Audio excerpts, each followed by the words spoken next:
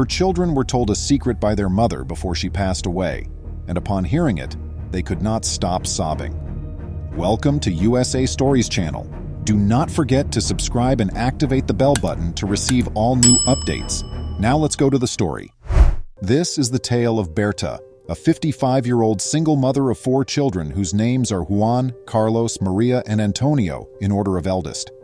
10 years ago, their father vanished without a trace, leaving her to raise children by herself. In order to provide for her 4 children, Berta had to put in a lot of labor. Her labor as a mother and a parent was split with her several employment. Berta cleaned her neighbors' clothing and even swept the city streets in the early morning hours. Berta and her kids felt terribly alone and depressed when the father departed. To prevent the desertion from hurting any of her children, Berta made an effort to show each kid the same amount of affection. All of the kids were devoted to their mother and affectionate at first, but as they got older, they started acting out. The oldest child, Juan, would constantly question his mother why his father had gone. Berta first informed him that his father had relocated to a far-off place of employment in order to increase his income and ensure their well-being. But when he became older and saw that their needs weren't being satisfied due to a lack of funds, he came to the conclusion that his mother was lying. Gradually, the youngster expressed his rage. "You're the reason my dad left," he grumbled to his mother. "You must have ejected him from the residence because he obviously didn't want to return. You never seemed to have time for us, and our father was no different." He decided to inform all of his siblings about their mother's actions and held her responsible for their fatherless upbringing. Berta's children continued to chastise her. In fact, the disputes and clashes got more and more intense with time. In addition to abusing and humiliating their mother, Juan, Antonio, Carlos, and even Maria threatened to always despise her for what she had done.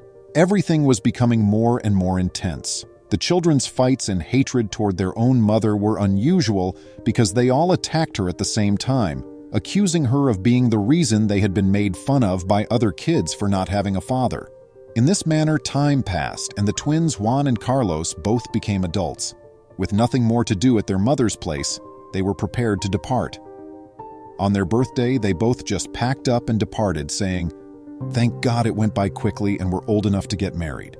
Before we go, we would like to make it clear that you are a horrible lady and a bad mother. We despise you." While their mother was cutting the cake she had purchased for them, Juan and Carlos fled the home.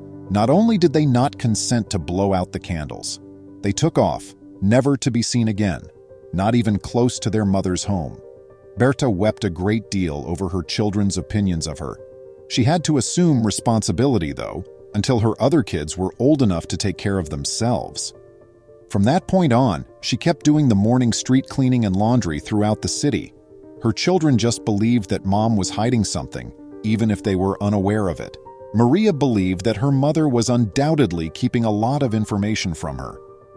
"Maybe our mother works in one of those seedy bars in town, to do wrong things," she added to Antonio, the youngest. Because he had always had negative opinions of his mother, Antonio likewise started to treat her with a great deal of disrespect. "Is it true that you work at a sleazy bar?" he asked his mother Berta one day, visibly furious. Then Berta fiercely retorted, "Who told you that? That is untrue." Then, with a stern expression on her face, she told Maria, "You are grounded. This weekend you won't go out with your pals." With a raised voice, Maria said, "I detest you. I was dumped by my dad because of you. You'll never get my forgiveness." Berta was so filled with anguish and despair from her daughter's mistreatment and lack of understanding that she could only hold back her tears while remaining mute. In her heart, though, Berta only cared about shielding her kids from the reality. As the months passed, Maria continued to behave badly. She had always had the top grades and was an exceptional student, but today she ran out of class because of her defiance.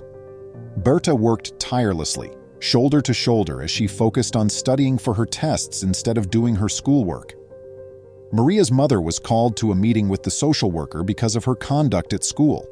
Berta left the conference feeling quite unhappy because she thought Maria's school was holding her accountable for her daughter's misbehavior. She did not feel supported or alone upon returning home. She made a concerted effort to communicate with Maria. "Is something happening at your school?" The mother questioned her daughter without reprimanding her. "Tell me, put your trust in me and tell me what's going on. You can rely on me. I swear to you that I will never hold you responsible for anything. I understand that your father's absence has had a significant impact on you, but as a woman, you and your brothers will comprehend everything." Maria gave her a stern look as she spoke to her. She remained silent, only taking long breaths and crossing her arms. Afterward, Berta said, "Daughter, please talk to me." "I don't want to talk to you anymore," said Maria as she interrupted. "Give me some space," Maria informed her mother. "Do you know why I never want to go to school again?" The next day, because she did not want to go to school. "Because you are a lady who works at night. I told my professors that this is why I am acting the way I am. They then spoke with the director, and I'm not sure who heard, but because of you, all of my classmates now make fun of me." Then Berta told her daughter, "You're already 17. I will reveal a little of the tremendous truth to you that I've managed to save. I work nights, cleaning the streets. I do it every day and every night, and occasionally I'm running late because there's a lot of trash lying about. I'm under constant surveillance from my superiors.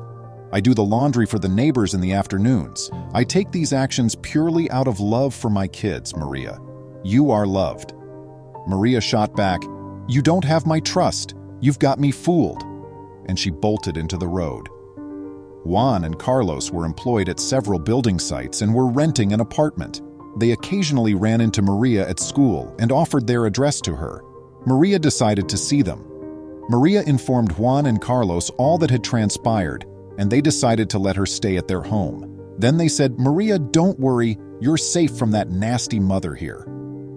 Berta looked around for Maria frantically. It took her a few days to discover her.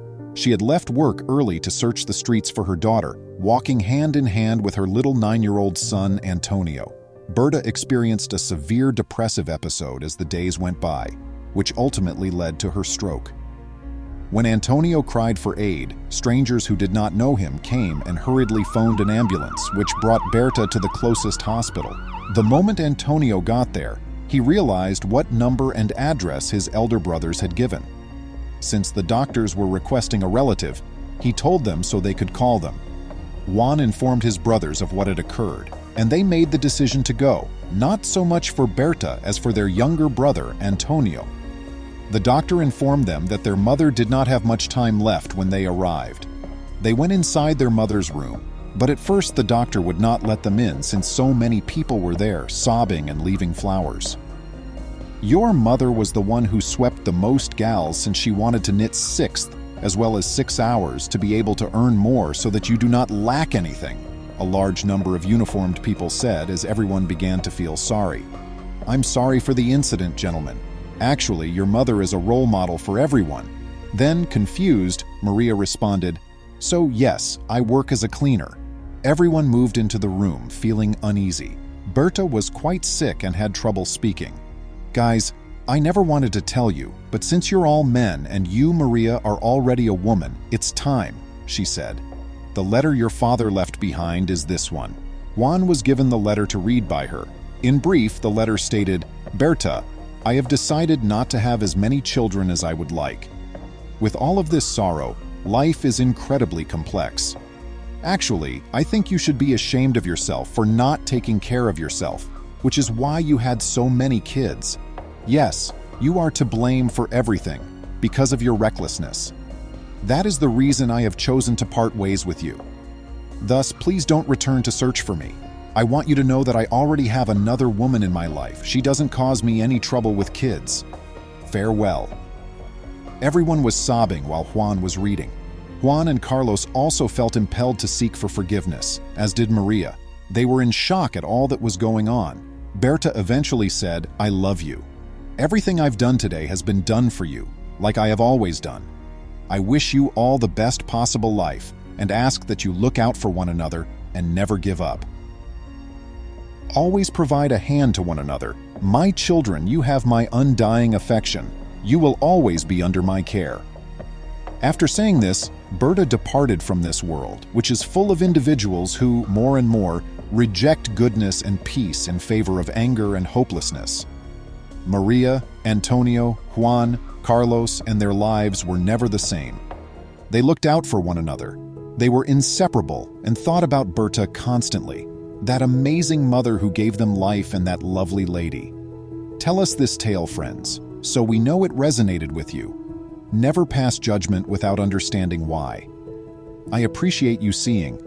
Please remember to subscribe to our channel, give us a thumbs up, and turn on the notification bell so you won't miss any of our videos. If you enjoyed the tale, the next video that plays on your screen will probably move you too.